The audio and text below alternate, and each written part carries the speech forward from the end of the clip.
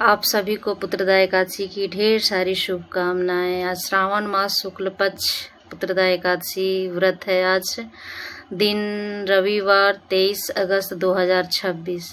तो आप सभी को पुत्रदा एकादशी की ढेर सारी शुभकामनाएं। बहुत ही उत्तम फलदायी देने वाली संतान प्राप्ति और संतान की सुखी जीवन कामना के लिए, निरोगी काया के लिए, आयु वृद्धि के लिए, मनोकामना पूर्ति के लिए यह व्रत किया जाता है। सभी एकादशी अपने आप में बहुत ही महत्व रखती है। यह व्रत बहुत ही उत्तम फलदायी देने वाली है। तो आप लोग सभी सुबह स्नान पूजा पाठ करके व्रत अच्छे से करें, नियम का पालन करें और पूजा करें और इसकी कथा सुने। तो मैं आज आप लोगों को इसकी कथा सुनाने वाली हूँ, तो आप लोग ध्यान से इस कथा को अवश्य सुनिएगा। सूर्योदय से पूर्व स्नान ध्यान करके और शुद्ध वस्त्र पहनकर और भगवान का पूजन पाठ करें, पंचामृत से स्नान करें, शुद्ध वस्त्र धारण कराएं, उनका श्रृंगार करें, तुलसी पत्ता से अर्चन करें, विधिवत पूजा पाठ करें, धूप दीप जलाएं, भोग लगाएं, प्रभु का अच्छा से पूजा पाठ करें, विष्णु भगवान का पूजन करें, लक्ष्मी माँ के साथ पूजन पाठ करें। अपने पूजा स्थल को साफ सुथरा रखते हुए अच्छे से पूजा पाठ करना है। और नमो भगवते वासुदेवाय, ओम नमो भगवते वासुदेवाय का मंत्रोच्चारण करते रहना है। कभी कोई मन में गलत ख्याल ना आए और भगवान को अच्छे से अपने आप को समर्पित करते हुए आपको यथाशक्ति वैसा पूजा करें, लेकिन अपने आप को पूर्ण समर्पित करें भगवान के पास। लड्डू गोपाल की पूजा करें, विष्णु भगवान का करें। आप अपने मंदिर में अच्छे से पूजा पाठ करें और अगले दिन दान पुण्य करें। द्वादशी के दिन दान पुण्य करें और आज के दिन ज़्यादा से ज़्यादा हो सके तो केवल लिक्विड ही आहार लें और अनाज का सेवन ना करें, चावल का तो बिल्कुल भी प्रयोग ना करें। इस तरह से नियमों का पालन करते हुए पूजा पाठ करें और इसकी कथा सुनें। इसकी एक बहुत ही प्रसिद्ध कथा है, बहुत ही अच्छी कथा है, मैं आप लोगों को सुना रही हूँ। तो आप लोग मेरे कथा को अवश्य सुनिएगा। मैं कथा सुनाने जा रही हूँ आप लोगों को। द्वापर युग की बात है। उस समय एक महिष्मती नगर था। उस नगर बहुत ही सुंदर नगर था। उस नगर में महीजीत नाम का एक राजा राज्य करते थे। बहुत ही धर्मपरायण व्यक्ति थे वह, राजा थे, बहुत ही धर्मपरायण धर्मात्मा थे वो। दोनों पति पत्नी हमेशा पूजा पाठ में लगे रहते, प्रजा का इतना अच्छा पालन करते, अपने पुत्र की समान समझते, उनकी हर इच्छाओं को पूरी करते, सबका ख्याल रखते। सब नगरवासी भी उनसे बहुत खुश रहते। उनके नगर में किसी भी लोगों को कभी किसी चीज़ की कोई कमी नहीं थी। सभी सुखीपूर्वक जीवन व्यतीत कर रहे थे। लेकिन राजा के ही जीवन में बस एक कमी थी, उनकी कोई संतान नहीं थी। दिन बीत रहा था, उम्र बढ़ रहे थे, लेकिन उनकी कोई संतान नहीं हो रही थी। एक दिन राजा विश्राम अवस्था में लेटे थे। लेटे लेटे सोचते रहे कि मैंने ऐसा क्या कर्म किया है कि मुझे पुत्र की प्राप्ति क्यों नहीं हो रही है। कौन से पूर्व जन्म का कर्म है, जरूर मेरे से कुछ गलत हुआ होगा। ऐसे ही विचार करते हुए राजा ने निश्चय किया कि कल सभा बैठाते हैं। उन्होंने अपने राज्य में सभा बैठाई, राज दरबार में सबको बुलाया, विद्वानों को बुलाया, अपने मंत्रीगण को बुलाए और सबसे बोले कि मैं आप लोगों के सामने एक इच्छा प्रकट कर रहा हूँ। आप लोग मुझे बताइए कि मैं क्या ऐसा गलती किया हूँ, जाने अनजाने में मुझसे क्या गलती हुई है। मैं तो सबको अपने पुत्र समान समझता हूँ, सबकी इच्छाओं का ध्यान रखता हूँ, कभी किसी को दुख नहीं पहुँचाता हूँ। अगर मुझसे जाने अनजाने में कोई गलती हुई है तो प्लीज़ आप लोग बताइए, कृपया करके मुझे बताइए और मैं उनके कष्टों को दूर करना चाहता हूँ। और आखिर यह मुझसे क्या गलती हुई है, क्या पूर्व जन्म का है या इसी जन्म का, कुछ आप लोग बताइए कि मुझसे क्या गलती हुआ है। राजा रानी दोनों ही निश्चय करते हैं और सभी से प्रार्थना करते हैं कि आप लोग बताइए। रानी भी कहती हैं कि मुझसे क्या गलती हुई है, आप बताइए। राजा भी कहते हैं क्या गलती हुआ है, आप लोग बताइए। तो विद्वानों से बोलते हैं कि आप लोग पता कीजिए, इसके बारे में जानकारी लीजिए, मुझे बताइए, मैं उसको दूर करूँगा।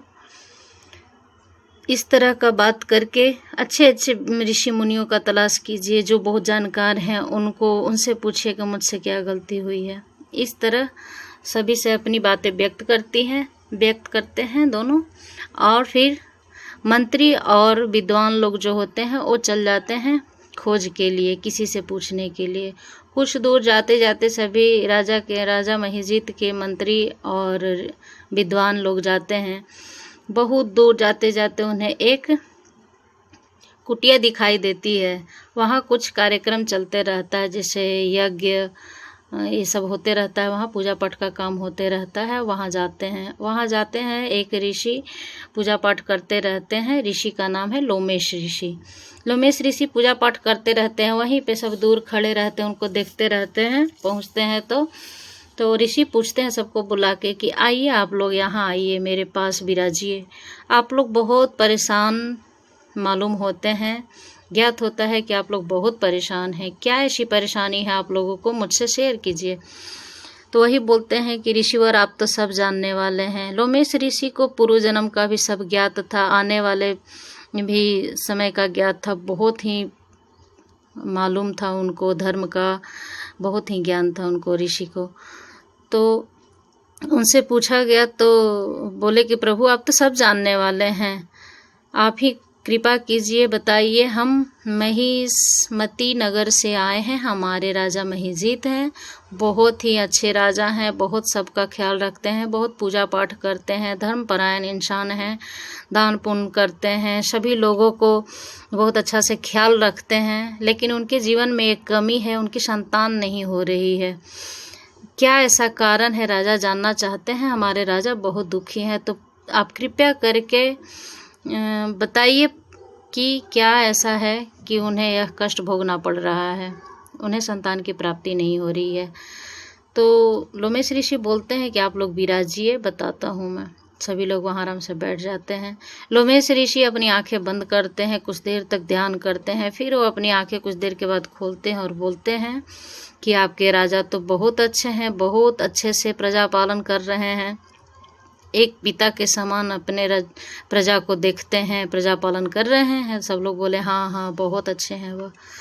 लेकिन उनसे पूर्व जन्म में एक गलती हुई है, इसी गलती के कारण उन्हें पुत्र प्राप्ति नहीं हो रही है। गलती उनसे क्या हुई है कि ज्येष्ठ मास के शुक्ल पक्ष की जो द्वादशी तिथि है, उस दिन वह राजा, पहले पूर्व जन्म की बात बता रहे थे, राजा पूर्व जन्म में बहुत गरीब थे, किसी तरह अपना जीवन यापन करते थे, कुछ काम करते थे, खाना पीना मिल जाता था, खा लेते थे, वरना भूखे रहना पड़ता था। ज्येष्ठ मास के शुक्ल पक्ष की द्वादशी के दिन वह क्या किए कि एक दिन उन्हें भूखे रहना पड़ा। ज्येष्ठ मास की एकादशी का व्रत था, उन्होंने किया, भूखे अंजल से बिना नहीं मिला तो ऐसे ही रह गए, व्रत हो गया उनसे। अगले दिन वो प्यास के मारे इतने छटपटा रहे थे कि वो गए पानी पीने। आसपास देखा, कहीं दूर जाते जाते एक तालाब मिला, वहाँ जैसे ही पानी पीने गए, वहाँ क्या देखते हैं कि एक गाय आती है। वह गाय गर्भवती होती है। उस समय गाय पानी पीने जाती, लेकिन यह प्यास से इतने छटपटा रहे थे कि गाय को वहाँ से भगा देते हैं, पानी नहीं पीने देते हैं, खुद पानी पीने लगते हैं और गाय को भगा देते हैं। यही पूर्व जन्म से गलती होती है कि वह गर्भवती गाय को पानी नहीं पीने देते हैं, इसी कारण उनको एक कष्ट भोगना पड़ा है। लेकिन भगवान की कृपा तो देखिए आप लोग, उन्होंने भूख के मारे ही जाने अनजाने ही एक दिन पहले उनसे एकादशी का व्रत हो गया था, इसलिए भगवान प्रसन्न भी थे उन पे। इसीलिए इस जन्म में उन्हें राजा का जन्म दिया है, उनको राजा जन्म में। तो वह बोले सब लोग कि ठीक है, यह तो पता चल गया कि उनसे एक गलती हुई है, लेकिन इसका निवारण तो होगा न प्रभु, कुछ तो निवारण होगा ताकि मेरे राजा दुख से मुक्त हो जाए, उन्हें पुत्र रत्न की प्राप्ति हो जाए। तो ऋषि बोले कि हाँ है ना, आने वाले श्रावण मास के शुक्ल पक्ष की एकादशी को आप लोग करें सभी लोग, और एकादशी व्रत को करके, यह पुत्रदा एकादशी के नाम से जानी जाती है और बहुत ही अच्छा यह फलदायी मानी गई है, सारी मनोकामना पूर्ण करने वाले। इसको संकल्पित होकर आप लोग सब करिए और अगले दिन राजा को सभी लोग दान दे दीजिए, तो उन्हें पुत्र रत्न की प्राप्ति हो जाएगी। सभी लोग लोमेश ऋषि को प्रणाम करके वहाँ से निकल जाते हैं अपने राजा को बताते हैं कि लोमेश ऋषि ने कहा है कि आने वाले सावन शुक्ल पक्ष की एकादशी को व्रत करने के लिए और आपको दान देने के लिए। सभी लोग सावन मास शुक्ल पक्ष का इंतजार करते हैं और वह आखिर एक दिन वह आ ही जाता है, सावन मास के शुक्ल पक्ष एकादशी को सभी लोग मिलके, और राजा और रानी भी साथ में करते हैं, सभी लोग मिलके एकादशी का यह व्रत करते हैं, विधिवत पालन करते हैं, अच्छे से पूजा पाठ करते हैं। और विधिवत पालन के साथ पूजा करने के बाद अगले दिन दान पुण्य करने के बाद सभी लोग अपने अपने एकादशी को सभी राज्य के लोग राजा को दान में दे देते हैं। इस तरह से पूजा करने से भगवान प्रसन्न होते हैं। और कुछ ही दिन में यह खबर मिलती है कि रानी गर्भवती है। यह खबर सुनकर राज्य में खुशी की लहर दौड़ पड़ती है। सारे राज्यवासी बहुत खुशी होते हैं, मंगल कार्य होने लगते हैं, गीत भजन गाना नाचना सब चलने लगता है, सभी लोग बहुत खुश होते हैं।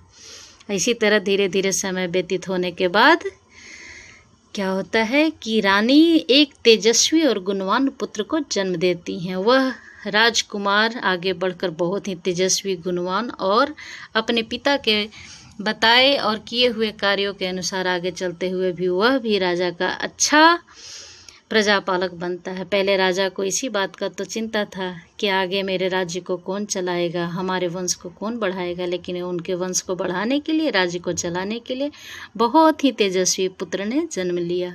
और यह सब पुत्रदा एकादशी के फल के प्रभाव से होता है। तो हमारे भगवान ऐसे ही हैं, जिन्हें जिन चीज़ की मनोकामना है आप प्रभु के चरणों में जाइए तो सही, उनसे मांगिए तो सही। प्रभु तो क्या नहीं देने वाले हैं, लेकिन अपने आप को समर्पित करिए तो सही। जिस तरह महिजीत राजा और रानी ने दोनों लोगों ने अपने आप को समर्पित कर भगवान के चरणों में और पूजा किया, इसी तरह आप लोग भी पूजा पाठ करें। आप लोगों के भी सभी मनोकामना पूर्ण होंगे, आप लोगों के घर में भी मंगल कार्य होते रहेंगे। हमारे प्रभु तो ऐसे ही हैं, बस अपने आप को समर्पित तो कर दो। जब तक आप नहीं जाओगे, नहीं पूछोगे, भगवान भी इंतज़ार करते हैं दोस्तों कि कौन हमारे पास आना चाहता है, कौन हमारे पास नहीं आना चाहता है। ऐसा थोड़ा सा दुख आए, कष्ट आए तो घबराइए नहीं कि भगवान ने क्या दे दिया। भगवान भी उन्हीं को देते हैं जिन्हें अपना समझते हैं। कष्ट, जैसे हम सामान कुछ भी खरीदने जाए, एक मिट्टी का घड़ा भी आप लोग खरीदते हैं ना तो उसको 10 बार ठोक के देखते हैं। ऐसे ही हमारे प्रभु हैं, हमारे लड्डू गोपाल हैं, हमारे भगवान हैं, ऐसे ही हैं। जब उन्होंने आपको भेजा है, उन्हों के शरण में हमें जाना है, तो क्यों न देखें। वो भी हमें कष्ट देकर देखते हैं कि क्या यह कितना कष्ट सहने लायक है, मेरा यह भक्त, मेरा शिष्य कितना यह कष्ट सहने लायक है। तो कष्ट देने का मतलब यही नहीं है कि हमारे कर्मों की ही सज़ा है। भगवान हमारी परीक्षा लेते हैं, हमारे ठोक बजा के हमें देखते हैं कि हम कितना बर्दाश्त कर सकते हैं। तो यह प्रभु की ही माया होती है। तो कष्ट से घबराएं नहीं, भगवान में अपने आप को समर्पित करें और वही देंगे, सब देते वही हैं। बस हमें उनके पास जाने की ज़रूरत है। जिस तरह द्रौपदी माँ ने हम देर कर दी बुलाने में, सबको बुलाते रह गए, पूरे परिवार वाले को, अपने पति को, ससुर को, सबको बुलाते रह गए, लेकिन कोई साथ नहीं दिया। लेकिन जब कन्हैया को बुलाया तो नंगे पाँव दौड़े आए और वस्त्र बन गए। जिसको जिस चीज़ की इच्छा होती है उसी रूप में भगवान उसको समर्पित होते हैं उन पे और सभी मनोकामना पूर्ण करते हैं। एक बार बोलिए विष्णु भगवान की जय, लक्ष्मी माता की जय, लड्डू गोपाल की जय।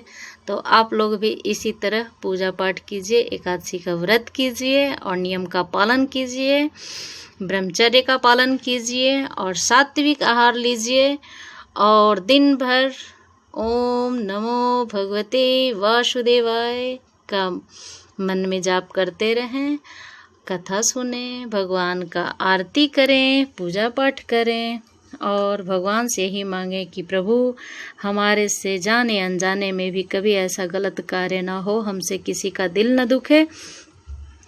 अगर जो भी गलती हुई है सब माफ़ करे प्रभु, क्योंकि हम तो क्या है, हमारी क्या विशात है आपके आगे, तुच्छ प्राणी हैं हम, हमसे तो गलतियां होती रहती हैं। इसे दूर करना प्रभु, हमारे कष्टों का निवारण करना, भगवान अपने शरण में बनाए रखना। ऐसी हमें देना सद्बुद्धि कि हमसे कोई गलत कार्य ना हो, किसी का दिल न दुखे, हमसे सत्य मार्ग पर चलाते रहना। हम सत्य मार्ग पर चलना चाहते हैं, भगवान अपने चरण में बनाए रखना। इसी के साथ मैं कथा को यहाँ पे समाप्त करती हूँ। ओम नमो भगवते वासुदेवाय, लड्डू गोपाल की जय। तो आप सभी को मेरा यह कथा, यह वीडियो पूजा करने का, एकादशी का कथा का कैसा लगा तो प्लीज़ ज़रूर बताइएगा। जो भी चैनल पर नए हैं चैनल को सब्सक्राइब कीजिएगा बेल आइकन के साथ और शेयर कीजिएगा, लाइक कीजिएगा, प्यारा सा कमेंट कीजिएगा। आगे आप लोगों के लिए फिर से मैं अगला वीडियो लेकर आऊँगी। तब तक के लिए बहुत बहुत धन्यवाद आप सभी का, और भगवान आप लोगों को अपने शरण में बनाए रखे। खुश रहिए, मस्त रहिए, पूजा पाठ करते रहिए। बहुत बहुत धन्यवाद।